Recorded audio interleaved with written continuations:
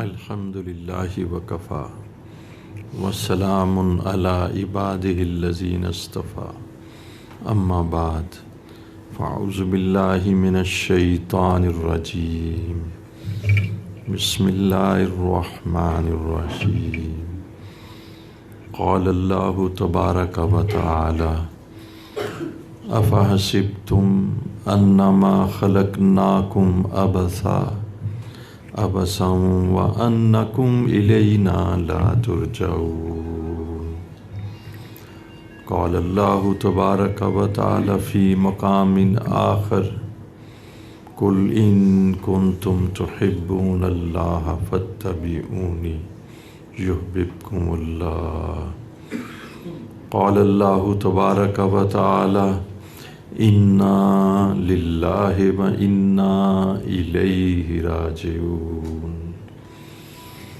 قال اللہ تبارک و تعالی خلق الموت والحیاة لیبلوکم ایکم احسن عملا سبحان ربک رب العزت عما یصفون وسلام علی المرسلین والحمد للہ رب العالمین اللہم صلی علی سیدنا محمد وعلی آل سیدنا محمد وبارک وسلم جزا اللہ عنا محمد ما هو اہلہ وصلی اللہ علی النبی الامی۔ اللہ جل شانہ اس زندگی کے مقصد پر سے اور ہماری یہ جو ایگزسٹنس ہے اس پر سے پردہ اٹھاتے ہیں۔ یہ ایک قرآن کی آیت ہے، یقین جانیے گا کہ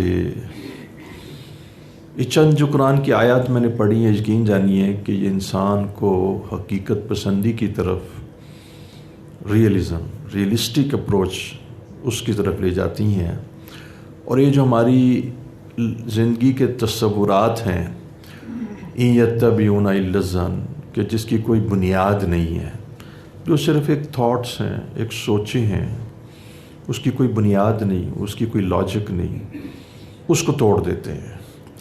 اللہ جل شانہ ارشاد فرما رہے ہیں افحسبتم انما خلقناکم عبثا، کیا تم یہ سمجھتے ہو کہ ہم نے تمہیں بے مقصد پیدا کیا ہے؟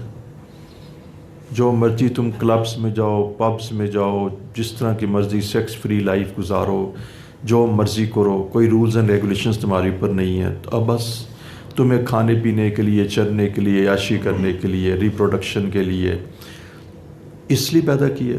افحسبتم، کیا تم یہ گمان کرتے ہو کہ تم کھانے پینے کے لیے، یہ چراگاہ ہے،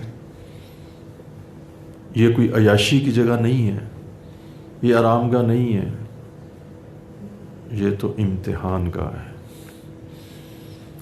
یہ زندگی ایک دوسری زندگی کا پیش خیمہ ہے۔ کوئی عقل مند آدمی پل کے اوپر گھر نہیں بناتا، یہ گزرگاہ ہے، یہ چراگاہ نہیں ہے، یہ امتحان گاہ ہے، یہ آخرت کی کھیتی ہے۔ جو یہاں پر آپ بوئیں گے وہاں پر وہی کاٹیں گے۔ تو فرمایا افحسبتم انما خلقناکم عبثا، تم سمجھتے ہو کہ تم بالکل بے مقصد پیدا کیے گئے ہو، وانکم الینا لا ترجعون، اور تم یہ گمان رکھتے ہو کہ تم ہماری طرف لوٹائے نہیں جاؤ گے۔ حالانکہ آپ دیکھیں کہ اللہ رب العزت کی ذات کا تو کسی نے انکار کر دیا ہوگا، لیکن موت کا کسی نے انکار نہیں کیا۔ زمین کھا گئی، آسماں کیسے کیسے، میٹے نامیوں کے نشان کیسے کیسے۔ یہ عبرت کی جا ہے، تماشا نہیں ہے، جگہ جی لگانے کی دنیا نہیں ہے۔ جو بچپن نے تجھ کو برسوں کھلایا، جوانی نے پھر تجھ کو مجنوں بلایا، بڑھاپے نے آ کے کیا کیا ستایا، اجل تیرا کر دے گی ایک دن صفایا۔ یہ عبرت کی جا ہے، تماشا نہیں ہے۔ یہی تجھ کو دن ہے رہوں سب سے بالا، وہ زینت نرالی اور فیشن نرالا، جیا یوں ہی کرتا ہے کیا مرنے والا، تجھے حسن ظاہر نے دھوکے میں ڈالا۔ جب اس بزم سے اٹھ گئے لوگ اکثر، جب اس بزم سے لوگ اٹھ گئے اکثر، اور اٹھتے چلے جا رہے ہیں برابر، جب یہ ہے منظر پیش نظر، تیرا کیوں بہلتا ہے جی یہاں پر، یہ عبرت کی جا ہے،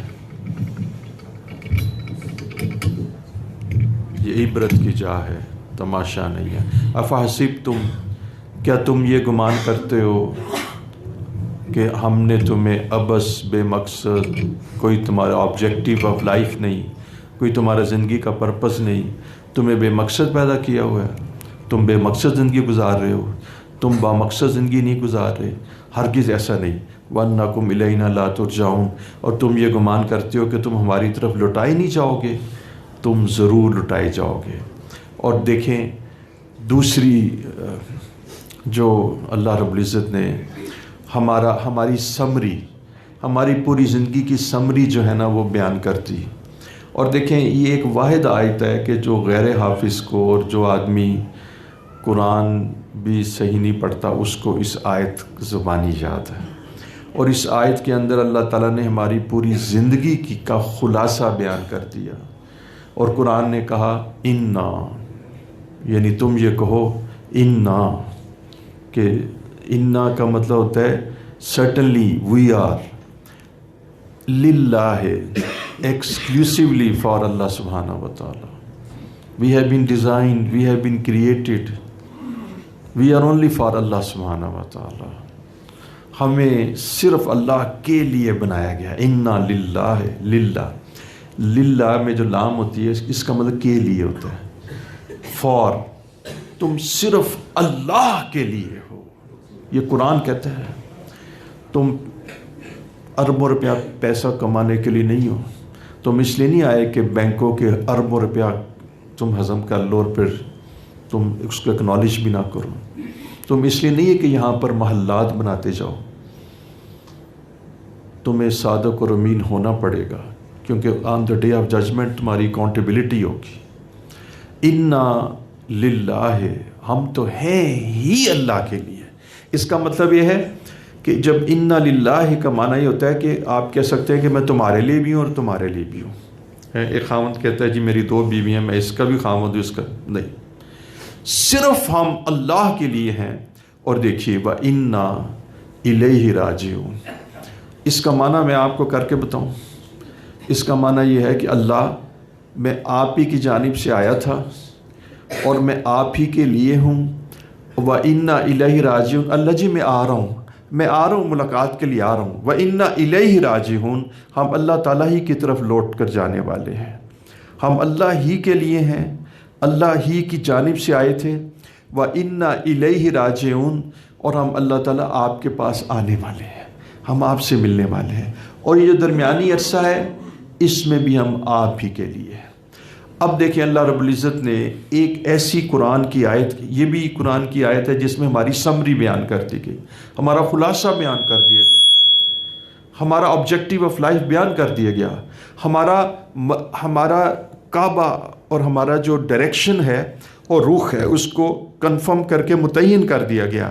اب آپ دیکھیے ایک ایسی آیت ہے کہ جس کے بعد سارے پردے یعنی جو سیکرٹ آف لائف ہے اس کے اوپر سے جتنے بھی سیکرٹس ہیں، جتنے بھی چھپی ہوئی چیزیں ہیں، ہر قسم کا پردہ اٹھا کے کہا جاتا ہے لو دیکھ لو، یعنی nothing remains ambiguous، کوئی چیز غیر واضح نہیں رہتی، کوئی چیز مبہم نہیں ہے، ہر چیز کرسٹل کلیئر ہے۔ وہ کیا ہے؟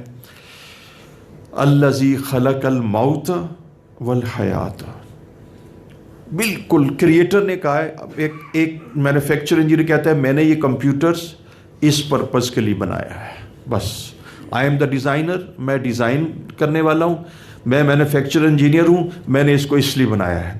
دیکھیں الذی خلق الموت، ہم نے موت کو، جو کہ انسان کی زندگی کو منقطع کرتی ہے، ہم نے موت کو والحیات اور اس لائف کو، اس زندگی کو جو آج آپ اور میرے پاس ہے، یہ زندگی جس کے اوپر بھی موت واقعہ نہیں ہوئی، کس لیے بلایا؟ لیبلوکم، تاکہ ہم یہ جانچیں، ہم معلوم کر سکیں. یہ ایگزامینیشن ہال ہے، اس کے اندر ہم ٹیسٹ لے سکیں. ایکم، تم میں سے کون احسن عملا، ہماری بات کون مانتا ہے، ہمارے پسندیدہ اعمال کون کرتا ہے. کون ہے کہ جو جس وقت وہ غصے پر قدرت رکھتا تھا وہ اپنے غصے کو پی جاتا ہے، کاظمین الغیظ، غصے کو پی جانے والے. کون ہے کہ جس وقت اس کے اوپر شہوت کا غلبہ تھا اور اس کے پاس گناہ کے مواقع تھے تو وہ اللہ رب العزت کے ڈر اور خوف سے زنا کو چھوڑ دیتا ہے. کون ہے کہ جس کے پاس مال پیسہ تھا اور وہ ظلم اور زیادتی کر کے، عیاشی کر کے اپنی نفسانی خواہشات کو پورا کر سکتا تھا، لیکن اللہ کی خشیت اور خوف کی وجہ سے اس نے اپنے نفس کو شریعت کی لگام دی. ایکم احسن عملا، کون ہے کہ جو بھوکے کو کھانا کھلاتا ہے. ایک فاحشہ عورت نے، بخاری شریف کی حدیث ہے، بخاری شریف کی حدیث ہے کہ ایک فاحشہ عورت نے ایک بھوکے کتے کو، پیاسے کتے کو پانی پلایا تھا، اور جب اس کا انتقال ہوا تو اس کے جنازے میں اہل نظر نے فرشتوں کو دیکھا تو معلوم یہ ہوا کہ اس نے اس پیاسے کتے کو پانی پلایا تھا. تو اس پانی پلانے پر اللہ رب العزت کو اس کا یہ عمل اتنا پسند آیا تھا، ایکم احسن عملا، تو اس کی مغفرت کر دی گئی تھی. اس فاحشہ عورت کو جب آپ کسی کتے کو پانی پلاتے ہیں تو آپ کی مغفرت کر دی جاتی ہے، تو جب آپ کسی انسان ہندو کو پانی پلائیں گے تو اس سے بھی مغفرت ہو جائے گی. اور جب کسی اپنے دشمن کو اور کسی زانی شرابی آدمی کو کہ جو پریشان حال ہوگا اس کو پانی پلائیں گے تو اس سے بھی مغفرت ہو جائے گی. اور جب کسی نیک مسلمان کو پانی پلائیں گے اور جب کسی نیک صالح انسان کو پانی پلائیں گے تو اللہ تعالیٰ کتنا راضی ہوں گے. دیکھیں حدیث مبارکہ میں آتا ہے ایکم احسن عملا، ایکم احسن، ہم یہ جانچیں گے کہ تم میں سے کون اچھے اعمال کرتا ہے. اعمال صالح، اعمال کی دو اقسام ہے. وہ اعمال کہ جو اللہ رب العزت نے ممنوع قرار دے دیے، فاربیڈن، جو ممنوع ہے. شراب حرام ہے، سود حرام ہے، چوری قتل ڈاکہ زنا حرام ہے، سور حرام ہے. یہ تمام اشیاء اللہ رب العزت نے حرام قرار دے دی. کینہ، بغض، غیبت، تکبر، حرص، ہوس، لالچ، یہ سب حرام قرار دے دیے گئے ہیں. کسی مسلمان کے ساتھ بغض رکھنا حرام قرار دے دیا گیا ہے. دلوں میں مسلمانوں کا کینہ رکھنا کبیرہ گناہ، بلکہ یہ وہ گناہ ہے کہ جس کی وجہ سے موت کے وقت کلمہ بھی سلب ہو جاتا ہے.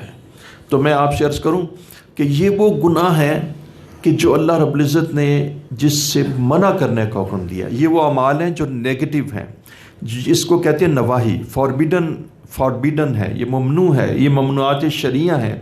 تو کون ہے کہ جو ہمارے ممنوع اعمال سے بچتا ہے، اور کون ہے کہ جو ہمارے وہ اعمال کے جن سے ہم خوش ہوتے ہیں ان کو کرتا ہے. ایکم احسن عملا. تو دیکھیں سیکرٹ آف لائف کھول دیا گیا کہ زندگی کے مقصد صرف یہ ہے کہ اللہ تعالیٰ نے جو آپ کو آنکھیں دی اور آپ کو جو کان دیے اور آپ کو جو زبان دی، اللہ تعالیٰ اگر ہمیں آنکھیں نہ دیتے تو ہم اندھے ہوتے، اگر ہمیں کان نہ دیتے تو ہم بہرے ہوتے، اگر ہمیں زبان نہ دیتے تو ہم گونگے ہوتے، اگر ہمیں عقل نہ دیتے تو ہم مینٹلی ریٹارڈڈ ہوتے، اگر گھر نہ دیتے تو بے گھر ہوتے، اولاد نہ دیتے تو بے اولاد ہوتے، اگر اللہ رب العزت ہمیں روٹی نہ دیتے تو ہم فقیر بھوکے ہوتے. یہ سب چیزیں اللہ جل شانہ نے ہمیں عطا فرمائی ہیں. دیکھیں قرآن مجید میں ایک آیت ہے، وہ کمال آیت ہے، وہ مجھے آج آپ کو اور اپنے آپ کو اور آپ کو سنانی ہے. یا ایھا الانسان، اے انسان، ما غرک بربک الکریم، تجھے اللہ رب العزت سے کس بات نے غفلت میں ڈال رکھا ہے. الذی خلقک، اس نے تو تمہارا بونی اسکیلٹن بنایا ہے، اس نے تمہارا ڈھانچہ بنایا ہے، ہڈیوں کا ڈھانچہ بنایا ہے، اس کے اوپر پٹھے چڑھائے ہیں، پھر تمہارے ایبڈومین کو اس نے بنایا ہے، تمہارا بطن کہتے ہیں اس نے بنایا ہے، اور تمہارے اس ایبڈومین کے اندر، اس بطن کے اندر اس نے آرگنز رکھے ہیں، کہیں جگر رکھا ہے اور کہیں دل رکھا ہے، اور کہیں اس نے تمہاری اسکل کے اندر دماغ رکھا ہے، اور کہیں انٹڑیاں ہیں اور کہیں گردے ہیں اور کہیں سپلین ہے اور کہیں پینکریاز ہے. ایک پینکریاز اگر انسولین نہ نکالے تو ڈائبیٹک ہو جاتا ہے. اگر یہاں تھائرائڈ گلینڈ سے تھائراکسین نہ نکلے تو بندہ ہائپو تھائرائڈ ہو جاتا ہے اور اس کو بڑے بڑے مسائل کا سامنا کرنا پڑتا ہے, وہ انتہائی شدید بیمار ہو جاتا ہے. یہ پورا نظام اللہ رب العزت نے بنایا ہے.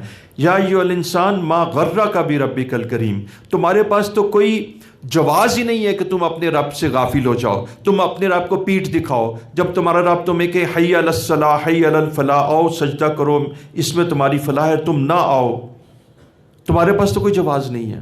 کیوں؟ الذی خلقک, اس نے تمہارا بونی اسکیلٹن بنایا ہے, اس نے تمہیں تخلیق کیا ہے, اس نے تمہارا ہڈیوں کا ڈھانچہ بنایا ہے, اس نے تمہارے مسلز بنائے ہیں, اس نے تمہارا پورا آرگنز ڈیولپ کیے ہیں, اس نے تمہیں عزت دی ہے.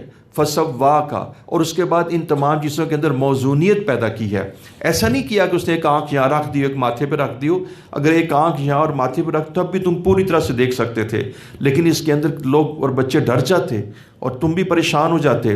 اس نے تمہارے جسم کے اندر موزونیت اور ایک اس کے اندر ایک اپروکسیمیشن اور ایک اس کے اندر اعتدال کو پیدا کیا ہے. فسواک, اس کو برابر کیا ہے. اور تمہیں اللہ رب العزت نے جس چاہے شکل میں تمہیں منتقل کر دیا ہے. تم اتنے محتاج ہو کہ تم اپنی آنکھوں اور اپنے ناک اور نقشے کو خود اپنی مرضی سے ڈیزائن نہیں کر سکتے تھے. یہ گھر آپ نے بنایا, یہ گھر آپ اپنے مرضی سے ڈیزائن کیا. کپڑے جو آپ نے پہنے ہوئے ہیں وہ آپ نے اپنی مرضی سے ڈیزائن کیے. لیکن اللہ کی شان آپ ذرا دیکھیں کہ جو آپ کے جسم اور آپ کے اعضاء اور آپ کے پورے باڈی سٹرکچر اور اسکیلیٹن ہے, اس میں کوئی ایک چیز بھی آپ کی مرضی کی نہیں ہے, اور نہ وہ چیز ماں کی مرضی کی ہے نہ باپ کی مرضی کی ہے. جب تم اتنے اللہ کے اوپر ڈیپینڈنٹ ہو کہ اللہ تم سے بینائی لے لیں تو تم دیکھ نہیں سکتے, اللہ تمہارا رزق چھین لیں تو کوئی ساری دنیا کے انسان تمہیں رزق نہیں دے سکتے, تو پھر تم کس بات سے اللہ تعالیٰ کی نافرمانی کرتے ہو؟ پھر تم اکڑتے کیوں ہو؟ پھر تمہاری نیک سٹیف کیوں ہے؟ پھر جس وقت حی علی الصلاح حی علی الفلاح, آؤ مجھے سجدہ کرو, آؤ تم, اس میں تمہارے لیے اس میں تمہارا نفع ہے. حدیث مبارکہ میں آتا ہے سراسر ظلم ہے اور سراسر نفاق ہے اور سراسر کفر ہے اس شخص کا عمل کہ جو مؤذن کی اذان سنے اور نماز کے لیے نہ آئے. سراسر دیکھیے ظلم ہے, اس نے اپنے اوپر ظلم کیا ہے. اور سراسر نفاق ہے, اس لیے کہ لا الہ الا اللہ جب وہ کہتا ہے تو اللہ کے بلانے پر حاضر نہیں آتا. یہ منافق ہے, یہ نماز نہیں پڑھتا, منافق ہے. کیونکہ زبان سے تو کہتا ہے محمد رسول اللہ, تو زبان سے کچھ اور عمل اس کا کچھ. تو فرمائے سراسر نفاق ہے اس شخص کا عمل اور سراسر کفر ہے. کفر کا مطلب ہوتا ہے انکار کرنا, کہ یہ جب اللہ تعالیٰ کہتے ہیں آؤ مجھے سجدہ کرو, یہ کہتا نہیں کرتا.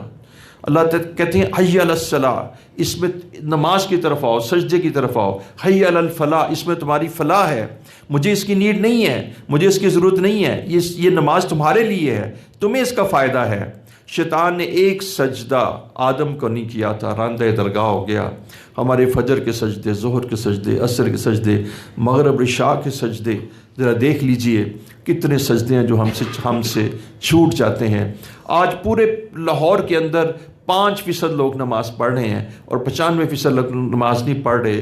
پھر مہنگائی کیوں نہ ہو, پھر پریشانیاں کیوں نہ ہوں, پھر ڈپریشنز کیوں نہ ہو. آپ یقین جانیے میں یہ بات سنتے 3 سال مستقل یہ بات آج کل سن رہا ہوں کہ میری ڈیل ہوتے رہ گئی, میرا کنٹینر پھنس گیا, فلاں معاملے میں بالکل الرٹ تھا, 11th hour آخر میں جا کے میری ڈیل رک جاتی ہے. جب میں نے کہا یا رب میرا حال دیکھ, ندا آئی میرے بندے تو بھی اپنا نامہ اعمال دیکھ, کہ تیرے نامہ اعمال میں کوئی سجدے ہی نہیں ہے, تیری نیک سٹف رہتی ہے, تیری گردن اکڑی رہتی ہے, اور تو اللہ رب العزت کی اطاعت نہیں کرتا, تو اللہ رب العزت کی بات مان کر نہیں چلتا. تیرے اوپر سجدے ہیں فجر کے, تیرے اوپر سجدے ہیں ظہر کے, عصر کے, مغرب کے, عشاء کے سجدے. ان سجدوں میں تو اپنے سر کو نہیں جھکاتا اور تیری گردن بھی نہیں جھکتی اور نہ تیرا ورٹیبرل کالم جھکتا ہے. اللہ تعالیٰ نے آپ یقین جانیے یہ بات میری سنیے, اللہ تعالیٰ نے تمہارا ورٹیبرل کالم یعنی یہ جو ریڑھ کی ہڈی ہے اس کو ڈیزائن کیا تھا نماز کے سٹرکچر کے اعتبار سے. اللہ تعالیٰ نے تمہارا ورٹیبرل کالم, تمہاری ریڑھ کی ہڈی, یہ ساری بنائی تھی. نماز کا جو سٹرکچر آف صلات ہے, نماز کی جو नमाज की जो हैत है, नमाज का जो पोस्चर है, नमाज की जो शक्ल है कि जिस वक्त तुम नीचे जाते हो और फिर तुम हाथ रखते हो और अपना नाक भी ज़मीन पे रखते हो और माथा भी रखते हो, इसलिए था कि तुम अल्लाह की इबादत कर सको और तुम अल्लाह रब्बुल इज़्ज़त की अज़मत का इकरार कर सको और तुमको सुभान रब्बी आला, अल्लाह तेरी बुलंदियों की और तेरी रिफ़तों की कोई इंतहा नहीं और मेरी पस्तियों की कोई इंतहा नहीं। ये अल्लाह ताला ने तुम्हारा स्ट्रक्चर वर्टेब्रल कॉलम नमाज की शक्ल को सामने रख के डिज़ाइन किया था कि तुमने चूंकि इस तरह नमाज पढ़नी थी, इस तरह तुम्हारा वर्टेब्रल कॉलम अल्लाह ने बनाया था और आज तुम इस वर्टेब्रल कॉलम को झुकाना ही पसंद नहीं करते।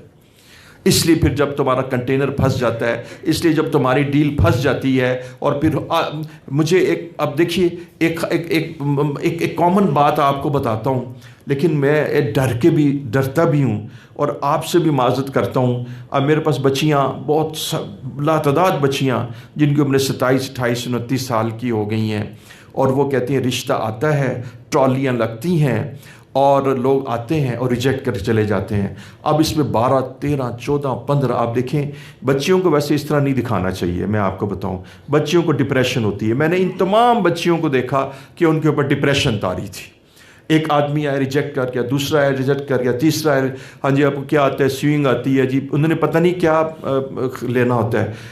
बीवी तो एक आज़ाद औरत होती है, उसको स्विंग आती है जी, उसको कटिंग आती है जी, उसको डस्टिंग आती है, उसको जी कपड़े धोने आते हैं, उसको कुकिंग आती है और फलां आती है और ये सवालात कर के और उसके बाद अल्लाह माफ़ फरमाए कोई नकाइस निकाल के तो फिर चले जाते हैं। इस तरह एक बच्ची को मैंने देखा कि जिसको डिप्रेशन के करीब था और साइकेट्रिस्ट के पास जा रही थी, उसको इस तरह 20-21 बंदों ने रिजेक्ट किया था। अब देखो बेटा, मैं तुमसे एक दरख्वास्त करता हूँ, मैंने तुम्हें कहा था कि यूनिवर्सिटी में तुम अल्लाह का जो अमर है उसको अपने ऊपर नाफिज करो। तुमने भी खूब अल्लाह ताला के अवामिर को तोड़ा है, तुमने भी अपने यूनिवर्सिटीज़ के अंदर अपने कॉलेज फेलो से खूब इस तरह डिस्कशंस किए हैं, इस तरह तुमने ज़िंदगी गुजारी है कि तुम जानती नहीं थी कि शरीयत ने तुम्हारे लिए कोई असूल बनाया है। वल मोहसिनात वल गाफिलात, तुम्हें मोहसिनात बनाया गया था, तुम्हें गाफिलात कहा गया था, तुम्हें कहा गया था चैटिंग ना करना, छुपी यारियाँ ना करना और नामहरम से बचना और पर्दा इख्तियार करना। तुमने पर्दे के परखच्चे उड़ा दिए, तुमने पर्दे के परखच्चे उड़ा दिए और इसको तुमने एक फंडामेंटलिस्ट का नाम लेके और एक कदामत परस्त शय समझ ली। हालांकि तुम्हारा प्रेशियस होना और तुम्हारा मुकद्दस होना और तुम्हारी मॉडेस्टी इस बात पर मबनी थी कि तुम अपने आप को छुपाओ। जो प्रेशियस चीज़ें होती हैं, जो ऑर्नामेंट्स होते हैं, उनको बड़ी ज़बरदस्त खूबसूरत केसेस में रखा जाता है और जो बड़ी बड़ी रज़ाइयाँ होती हैं उनको आप ऐसे ही छोड़ देते हैं, बड़े बड़े ट्रंकों में ऐसे ही छोड़ देते हैं। जितनी कीमती चीज़ होती है उतना ज़्यादा उसके लिए खूबसूरत उसका केस बना के उसको उसमें रखते हैं। तो औरत को अल्लाह रब्बुल इज़्ज़त ने औरत कहा था कि ये छुपने वाली चीज़ है, इसको सामने नहीं लाया करते। इस पर अल्लाह ताला का और शरीयत का यही हुक्म था कि तुम अपने आप को नामहरम से बचाओ और अपनी ज़िंदगी को पाकीज़ा रखो और छुपी यारियाँ ना करो और चैटिंग ना करो, चैटिंग हराम है। और जब तुमने अपनी पूरी ज़िंदगी इस तरह गुजारी है, यकीन जानिएगा कि इस पे इस कदर फिर मतलब मैंने उन बच्चियों को तौबा करवाई। किसी को कहा 1,00,000 दफ़ा अस्तग़फ़िरुल्लाह रब्बी मिन कुल्ली ज़ंबिन व अतूबु इलैह, और अल्लाह रब्बुल इज़्ज़त ने 10-10 साल की यारियाँ हैं, 5-5 साल की अब चैटिंग चल रही है। अब उसके बाद जब वो उधर शादी का मसला होता है तो माँ कहती है मैंने नहीं करनी, उधर किसी और मसले में कोई फंस जाता है, वो कहता है जी शादी नहीं होगी। नतीजा यह है कि उम्रें ज़्यादा हो रही हैं और आँखों का ज़िना भी हो रहा है और ज़ुबान का ज़िना भी हो रहा है और कान का ज़िना भी हो रहा है और जिस्म का ज़िना भी हो रहा है और शादियाँ नहीं हो रही। अब ये बात है कि तुम अल्लाह रब्बुल इज़्ज़त की हुक्मों को तोड़ते हो। मैंने एक यूनिवर्सिटी में ऑडिटोरियम में बयान किया तो उसमें मैंने सिर्फ बच्चियों को सिर्फ एक बात बताई कि जब तुम याद रखो शरीयत, देखिए मर्द के लिए तो बहुत सारी चीज़ें हैं लेकिन औरत के लिए तो सिर्फ नमाज और हिजाब ही है। औरत ने तो देखें हज, औरत का जहाद क्या है, हज करना, एक दफ़ा ज़िंदगी में हज कर ले और अगर फ़र्ज़ नहीं तो वो भी नहीं। उसके बाद जो अपने जेवर के ऊपर ज़कात दे दे वो भी साल के बाद एक है और वो भी अक्सर उसके खावंद ही देते हैं। और दूसरी बात उसके लिए तो मेन इबादत क्या है, उसकी मेन इबादत 2 हैं, एक तो नमाज है और एक हिजाब है कि वो अपनी असमत की हिफाजत करे। एक शख्स मेरे पास आए تو انہوں نے یہ بات کہی کہ میری بیوی بہت زیادہ بولتی ہے اور بہت آگے سے، تو اب مسئلہ یہ ہے کہ میں اس کو طلاق دینا چاہتا ہوں۔ اچھا، اس عاجز نے اس سے یہ بات کی کہ آپ صرف یہ بات بتائیں کہ 3 بچے تھے، آپ کی بیوی پاکیزہ ہے؟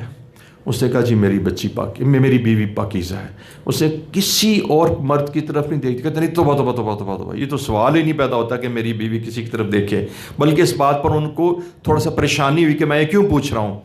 تو انہوں نے کہا میری بیوی پکی بات ہے کہ پاکیزی ہے، میرے سوا اس کے دل میں اور کوئی بندہ نہیں۔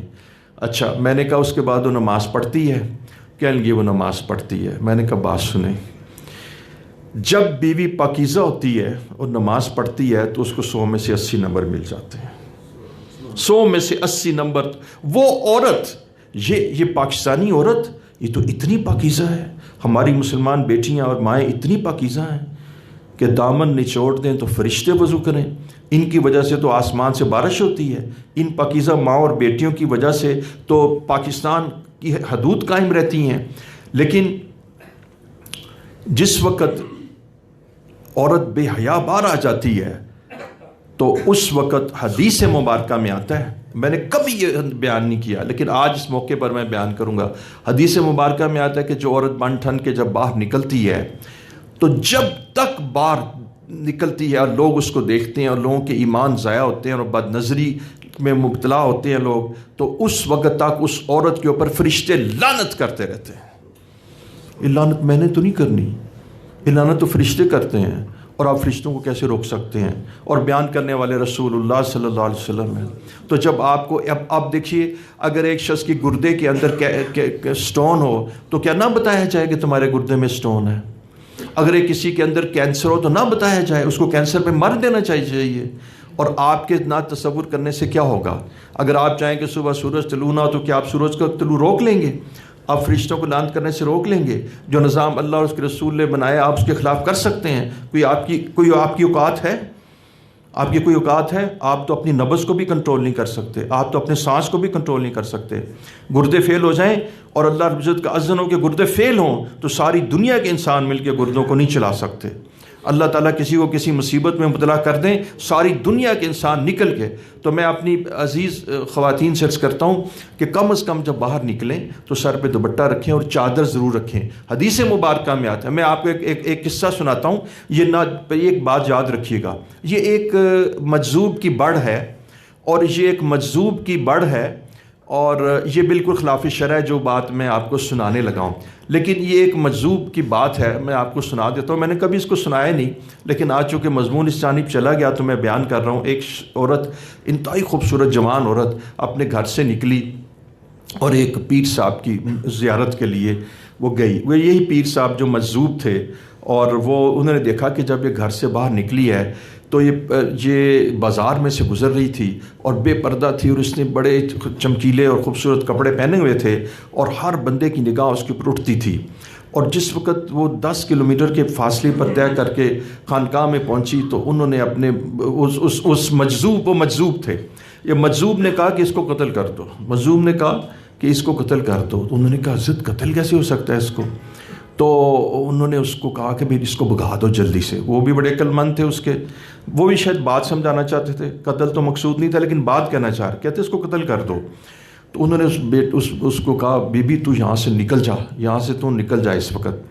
تو انہوں نے کہا حضرت ایک بات پوچھنی ہے کہ آپ اللہ والے ہیں اور اسلام مسلمان کا قتل جو ہے اتنا ناپسندیدہ ہے۔ کہنے گئے کہ جس وقت یہ نکل کے آ رہی تھی میں کشف کی آنکھ سے اس کو دیکھ رہا تھا، رستے میں اس نے 100 نوجوانوں کا ایمان قتل کیا ہے۔ اس لیے حدیث مبارکہ تو یہ ایسی نہیں ہے کہ جس پہ عمل کیا جائے، لیکن یہاں پر ایک بات بتانا چاہ رہے ہیں۔ وہ صاحب نظر تھے کہ کسی نے کہا میں اس کو پکڑ لوں، کسی نے کہا میں اس کے پیچھے چلا جاؤں، کسی کے اس نے جذبات کو گندا کیا، کسی نے کسی کے اندر زنا اور کی شہوت کو پیدا کیا، اور اس طرح اس نے۔ لہذا حدیث مبارکہ میں آتا ہے جب عورت اس طرح باہر نکلتی ہے تو اس وقت تک جب تک واپس نہیں چلی جاتی اس بے پردگی کے عالم میں جو لباس اس نے پہنا ہوتا ہے، جو اس کے ٹائٹ جو کپڑوں سے جو اس کا جسم نظر آ رہا ہوتا ہے، اور اس سے جو سیکشول انکلینیشن اور جو ایک سیکشول جو ایک ٹریگر آن ہوتے ہیں جذبات ایک مرد کے، اس کی وجہ سے اللہ تعالیٰ اس کو اتنا ناپسند کرتے ہیں کہ فرشتے اس پر لعنت کرتے ہیں. اور لعنت کا مطلب میں آپ کو بتا دیتا ہوں تاکہ آپ کو لعنت کا مطلب پتہ لگ جائے. لعنت کا مطلب ہوتا ہے تو اللہ کی رحمت سے دور ہے. یہ مطلب ہوتا ہے تو اللہ کی رحمت سے دور ہے, تیرے اوپر اللہ کی رحمت نہیں ہے. اے بیٹی, جب تیرے اوپر اللہ کی رحمت نہیں ہوگی تو خود ہی بتا پھر تیرا مسئلہ کیا ہوگا. کبھی تو خامن سے ایسی پریشان ہوگی کہ تیرا خامن دوسرے عورتوں کی طرف دیکھے گا, اس لیے کہ تو نے بھی تو اللہ کے ساتھ کوئی اچھا سلوک نہیں کیا, تو نے بھی تو بندگی کا حق ادا نہیں کیا, تو نے بھی تو عبدیت کا حق ادا نہیں کیا, تو بھی تو نماز نہیں پڑھتی, تو بھی تو شریعت کو نہیں مانتی, اور جب تو شریعت کی بات سنائی جاتی ہے تو آگے سے مذاق بھی اڑاتی ہے. تو عزیزان گرامی, میں صرف اتنی بات عرض کرنا چاہ رہا تھا کہ الذی خلقک فسواک یا ایھا الانسان ما غرک بربک الکریم. اے انسان, تجھے اللہ رب العزت سے کس چیز نے غافل کر رکھا ہے, حالانکہ اللہ رب العزت نے تجھے پیدا کیا ہے اور تجھے اللہ تعالیٰ نے تیرا بونی اسکیلٹن بنایا ہے اور تیرے جسم اور اعضاء میں موزونیت پیدا کی ہے اور تیرے اندر ایسا ایک نظام بنایا ہے. یعنی قرآن مجید میں آتا ہے وفی انفسکم افلا تبصرون. اگر تم اللہ رب العزت کو پہچاننا چاہتے ہو تو اپنے اندر جھانکو, تم خود اللہ تعالیٰ کی معرفت کو حاصل کر سکو گے کہ کس طریقے سے پورا نظام تمہارے اندر چل رہا ہے. تو عزیزان گرامی, میری آج کی گفتگو کا نچوڑ کیا ہے وہ میں عرض کرنا چاہتا ہوں کہ ہم غفلت سے باہر آئیں, ہم غیر سنجیدہ مزاج کو ترک کریں, ہم لاؤبالی کو ترک کریں, ہم امیجینیشنز اور تصورات اور ہیلوسینیشنز سے باہر آئیں, ہم حقیقت کو اپنائیں, ہم یکدم حقیقت پر اتر جائیں. الذی خلق الموت, اس نے موت کو بنایا ہے, والحیات, اور حیات کو بنایا ہے, لیبلوکم, کہ وہ جاننا چاہتا ہے, ایکم, تم میں سے کون, احسن عملا, کہ تم میں سے کون اچھا عمل کرتا ہے. اور اعمال کی دو قسمیں ہیں, ایک کو اوامر کہتے ہیں اور ایک کو نواہی کہتے ہیں. نواہی وہ اعمال ہیں کہ جن سے بچنا لازم اور ضروری ہے, اور اوامر وہ عمل ہیں کہ یوں سمجھیے نا, ایک ہوتے ہیں ڈوز, ایک ہوتے ہیں ڈونٹس. یعنی تم میں سے ڈوز جو میرے پسندیدہ اعمال ہے اور ڈونٹس جو میرے ناپسندیدہ اعمال ہے. ڈونٹ سے کون بچتا ہے اور ڈوز کو کون کرتا ہے, اوامر کو کون ادا کرتا ہے اور نواہی سے کون بچتا ہے. تو اس میں آپ کو ڈو اور ڈونٹس میں سے دو چیزیں بتاؤں گا کہ جس سے آپ کو بہت زیادہ فائدہ ہوگا. سب سے پہلی بات میں عرض کروں کہ دیکھیں, جو آدمی ڈوز میں سے جو آدمی نماز نہیں پڑھتا, تو آپ کو میں عرض کروں کہ وہ زبان حال سے یہ کہتا ہے, اے اللہ مجھے آپ کی کوئی نیڈ نہیں ہے, حی علی الصلاح, حی علی الفلاح, آؤ تم نماز کی طرف, اس میں تمہاری فلاح ہے. اللہ اکبر, میں سب سے بڑا ہوں, میں ہی تمہیں نفع دیتا ہوں, میں ہی تمہیں رزق دیتا ہوں, میں ہی تمہارا پروردگار ہوں, تمہارا نفع نقصان میرے پاس ہے, میں ہر شے پر قدرت رکھتا ہوں. ان اللہ علی کل شیء قدیر, اور میں superlative degree, Akbar, great, greater and the greatest, میں گریٹسٹ ہوں, آئی ایم دا گریٹسٹ, میں اللہ ہوں, میں چیف ہوں, میں سپریم ہوں, ساری سوورینٹی میرے پاس ہے, میں ہی افسر ہوں. اللہ اکبر, میں سب سے بڑا ہوں, میں تمہیں کہتا ہوں کہ تم مجھے سجدہ کرو. اور جب کوئی آدمی آ کے سجدہ نہیں کرتا تو یقین جانیے سب سے پہلے اس کی زندگی کی برکت ختم ہو جاتی ہے. ہاں, وہ ایک بات میں رہ گئی, میں نے ان بچیوں کو جب میں نے بیان کیا تو میں وہ بات درمیان میں بھول گیا. میں نے ان بچیوں کو ایک بات کی, بیٹا جس وقت تم چیٹنگ کرو گی اور جس وقت تم اللہ رب العزت کے احکامات کو توڑو گی تو تمہاری زندگی کی برکت ختم ہو جائے گی. اس سے بچیاں تڑپ اٹھی. میں نے کہا بیٹا بس تمہاری اپنی چوائس ہے, تم اپنی زندگی کی برکت ختم کر لو. جس وقت تم چیٹنگ کرو گی, جس وقت تم بے پردگی میں پھرو گی, جس وقت تم شریعت کے حدود توڑو گی, جس وقت تم اللہ رب العزت کی باتوں کو نہیں مانو گی, جب تم غافلات میں سے نکل جاؤ گی, اور جب تم اب یہ سمجھو گی کہ جی یہ تو قدامت پرستی ہے اور میں ماڈرنزم کی طرف جانا چاہتی ہوں. اور ماڈرنزم کیا ہے؟ فحاشی اور ریانی, کہ جو تمہارے اندر سے جو ایک حیا ہے, الحیاء شعبۃ من الایمان, کہ حیا ایمان کا ایک انٹیگرل پارٹ ہے, وہ تمہارے اندر سے حیا کو سلب کر لے گا اور تم بے حیا ہو جاؤ گی, پھر تم ماڈرن ہو جاؤ گی, تو پھر یاد رکھنا تم رو گی. تو تو میں نے ان کو بچیوں کو یہ بات کہی, یقین جانیے وہ بات ان کو اتنی لگی. میں نے کہا میں تمہیں صرف اتنی بات بتاتا ہوں, میں کچھ اور نہیں کہتا. میں کہتا ہوں کہ جب تم اپنی مرضی کی لائف گزار کے اللہ اور اس کے حکموں کو توڑتی ہو اور سرعام توڑتی ہو اور تم پردے کا مذاق اڑاتی ہو, تو پھر تم یہ جان لینا کہ تمہاری زندگی کی برکت ختم ہو جائے گی. اب پھر زندگی کی برکت جب ختم ہو جائے گی تو پھر زندگی گزار کے دیکھنا, پھر زندگی گزار کے دیکھنا. پھر میں آپ کو مرزا غالب کا ایک شعر سناتا ہوں کہ جو یعنی میرے جو پروفیسر تھے وہ کہا کرتے تھے کہ یہ مرزا غالب کی شاعری میں یہ ایک بڑا کلائمیکس ہے اس کا, اور بڑا انتہا کا ایک ناولٹی ہے یہ اس کا شعر, کہ جس نے زندگی کو جو آج کل انتہائی پریشانی کے ساتھ زندگی گزار رہے ہیں, تو اس میں اس نے کہا زندگی ہے یا کوئی طوفان ہے, ہم تو اس جینے کے ہاتھوں مر چلے. اندرون شہر آپ چلے جائیں, وہاں پر آپ کو ایسے ہزاروں لوگ ہیں جو زبان حال سے یہ کہہ رہے ہیں زندگی ہے یا کوئی طوفان ہے, ہم تو اس جینے کے ہاتھوں مر چلے. ہر شے میں بے برکتی ہے. اگر بیٹی کسی جگہ بیاہی ہے تو وہ واپس آ گئی ہے 3 بچوں کے ساتھ, اور اگر کاروبار ہے تو اس کے اندر لاس ہے, اور اگر بیٹا ہے تو وہ نافرمان ہے, اور اگر میاں بیوی کے اندر 10 سال سے کوئی بات چیت نہیں ہوئی, تو یوں زندگی جو ہے نا ایک انتہائی نامساعد حالات کا شکار ہے. دلوں کے اندر ایک دوسرے کے لیے نفرتیں ہیں, دلوں میں قدورتیں اور رنجشیں ہیں, اور محبتیں مفقود ہیں, اور نفرتیں اور انتقامی جذبات ہیں, اور گلے اور شکووں سے دل بھرے ہوئے ہیں, اور غیبتوں اور منہ پہ تانوں کے ساتھ زندگی گزاری جا رہی ہے. یہ اس لیے کہ تمہاری زندگی کی برکت ہو گئی ہے. پہلے میں مٹی کو ہاتھ لگاتا تھا تو سونا ہو جاتی تھی, اب سونے کو ہاتھ لگاتا ہوں تو مٹی. جب تم اللہ اور اس کے رسول کے احکامات کو توڑو گے تو یاد رکھنا کہ تمہاری زندگی کی برکت جو ہے نا ختم ہو جائے گی. جس شخص نے بھی سود لیا ہے نا, واللہ میں نے اپنی آنکھوں سے دیکھا ہے, اور اتنے لمبے واقعات ہیں کہ یہ مجلس اس کی متحمل نہیں ہے. جس شخص نے سود لیا ہے نا, سود لینے کے بعد اس کا ڈکلائن لازمی آیا ہے, اور اس کا ڈکلائن 2-3 چیزوں کی وجہ سے آیا ہے. یا اس کے ساتھ اس کے اندر ایسے شدید جھگڑے ہوئے ہیں, اور پارٹنرز کے اندر جھگڑے ہوئے ہیں, اور سود کھانے کے بعد جو بچے ہیں وہ بھی نافرمان ہوئے ہیں, اور سب سے پہلے تو ہے کہ سسٹم کولیپس ہو گیا. سود کے ساتھ کبھی بھی آدمی کو یعنی آسودگی نہیں حاصل ہو سکتی. سود اللہ تعالیٰ نے قرآن مجید میں کہا ہے کہ میرے ساتھ یہ ایک جنگ ہے. کوئی آدمی اللہ کے ساتھ جنگ کا ارادہ کر سکتا ہے. حرب کا لفظ قرآن نے استعمال کیا ہے کہ یہ ایک میرے ساتھ جنگ ہے, کہ تم جب سود لوگے تو میرے ساتھ جنگ کرو گے.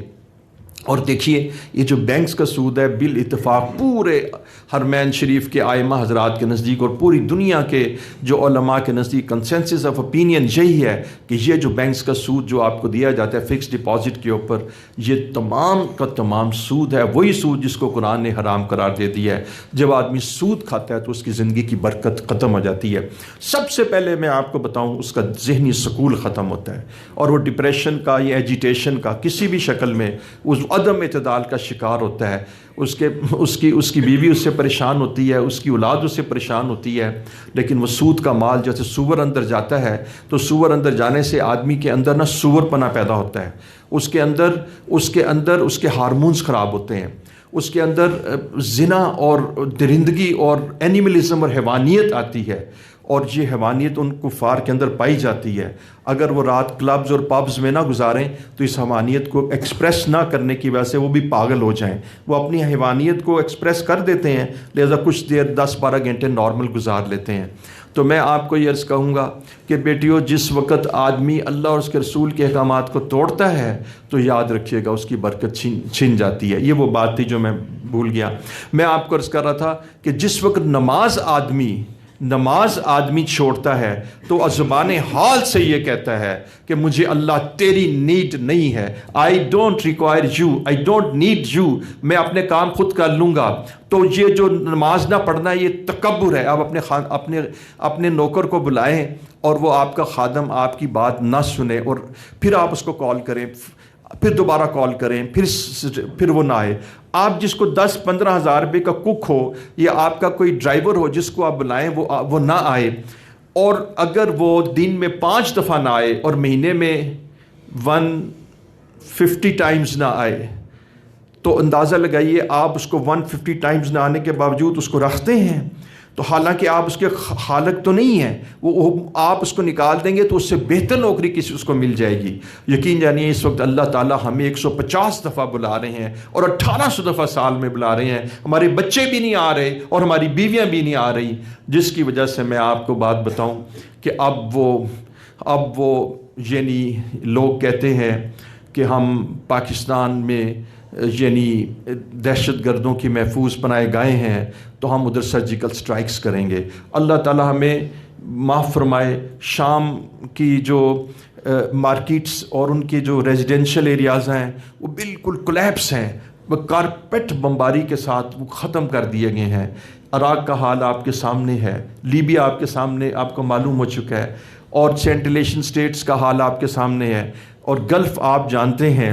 اور یقین جانیے گا کہ وہ جو تھی بات کہ اب پاکستان کی باری ہے، انشاءاللہ ہم پاکستانی افواج سے پوری توقع رکھتے ہیں کہ اللہ تعالیٰ نے ان کو بہت صلاحیت اور بہت قوت دے رکھی ہے، اور اللہ تعالیٰ ان کی مدد فرما رہے ہیں کہ وہ پاکستان کی حفاظت کریں گے۔ ہم ان کے لیے دعا گو ہیں، لیکن ہمیں بھی صادق اور امین ہونا ضروری ہے۔ ہم بھی صادق اور امین ہوں، ہم بھی کرپشن سے بچیں، ہم بھی کم تولنے سے بچیں، ہم بھی جھوٹ بولنے سے بچیں۔ دیکھیے غیبت حدیث میں آتا ہے الغیبت اشد من الزنا، کہ غیبت زنا سے بھی زیادہ ناپسندیدہ ہے۔ غیبت سے خاندان ٹوٹ جاتے ہیں، ہم لوگوں کے عیبوں کو بیان کرتے ہیں اور اس سے رنجشیں پیدا ہوتی ہیں، اور 10 سال دل صاف نہیں ہوتے، یعنی دو بہنوں کے اندر حسد پیدا ہو جاتا ہے۔ لہذا جن چیزوں کو اللہ رب العزت نے حرام قرار دے دیا ہے ان سے بچنا بھی ضروری ہے، اور جن چیزوں کو اللہ تعالیٰ نے حکم دیا ان کو کرنا بھی ضروری ہے۔ دوسری چیز میں آپ کو بتاؤں گا جو آپ کے لیے بہت فائدہ مند ہوگی کرنے کی چیز، یعنی ڈوز میں سے، وہ 2 چیزیں ہیں، دونوں کا پہلے ٹائٹل بتا دیتا ہوں۔ ایک استغفار، استغفر اللہ ربی من کل ذنب واتوب الیہ۔ استغفار ہر مسئلے کا حل ہے، استغفار ہر کلوزڈ چینل میں، بلائنڈ سٹریٹ میں روشنی پیدا کر دیتا ہے۔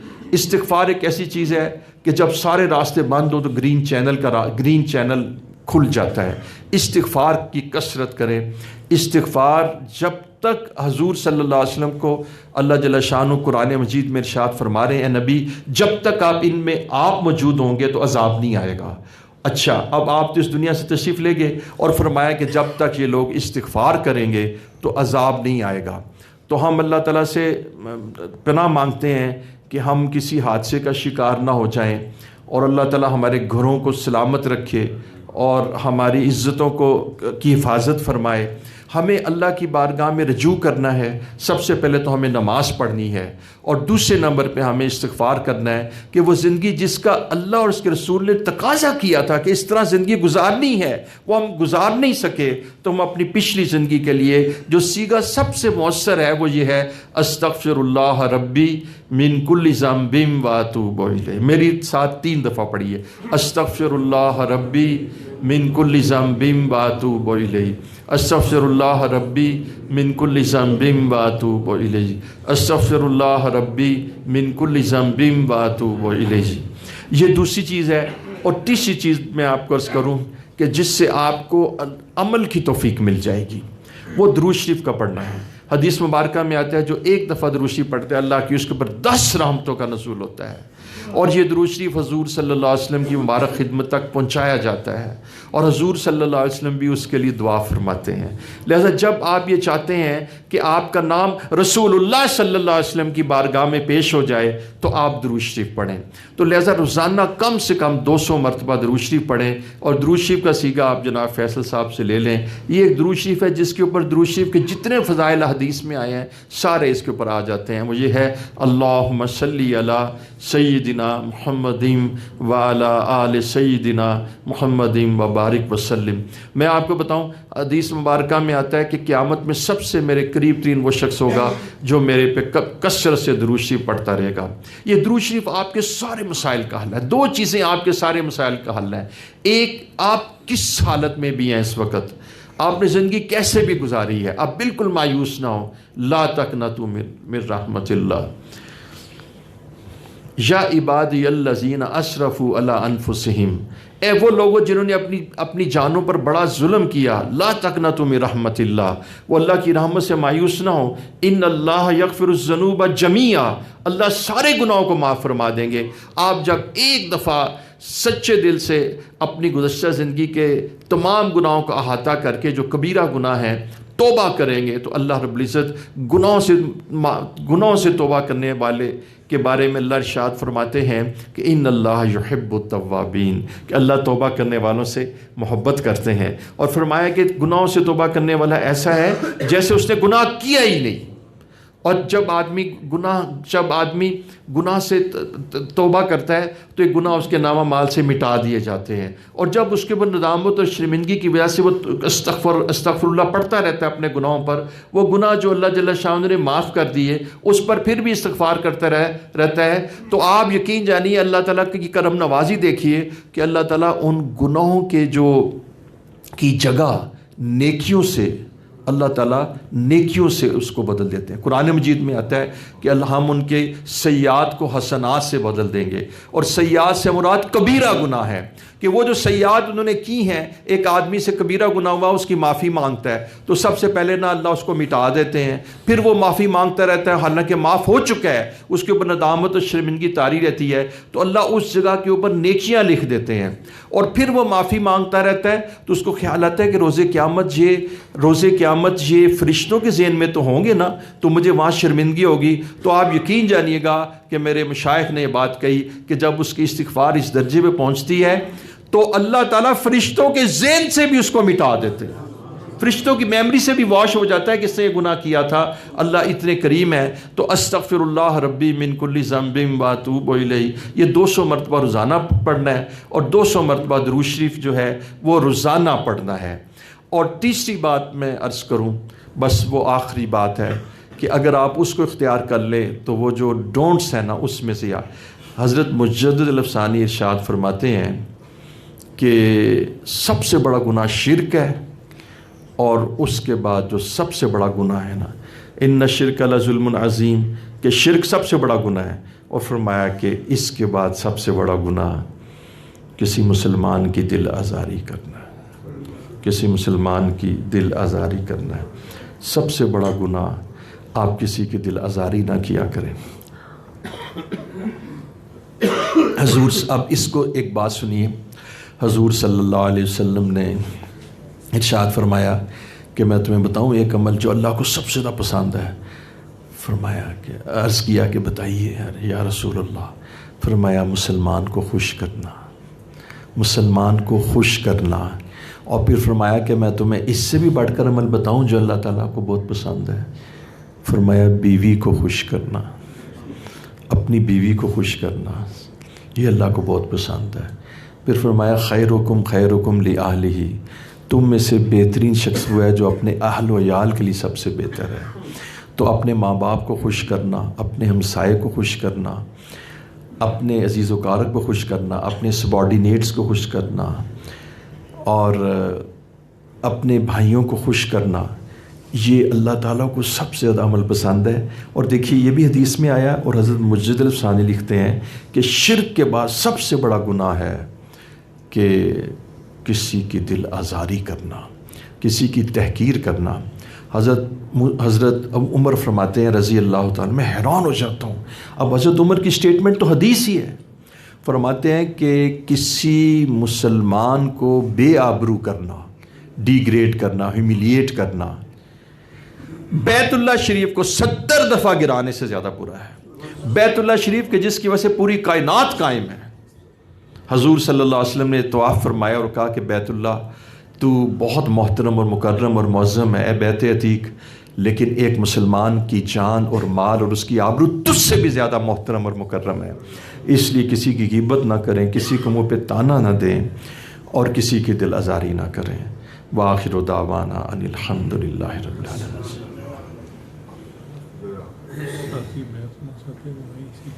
اچھا، کچھ ساتھی فرما رہے تھے کہ سلسلے میں بیعت ہونا چاہتے ہیں، تو میں بیعت کے کلمات پڑھا دیتا ہوں۔ اس بیعت کی وجہ سے ایک تو اللہ تعالیٰ گناہوں کو معاف فرما دیتے ہیں، دوسرا ہمارے مشائخ سے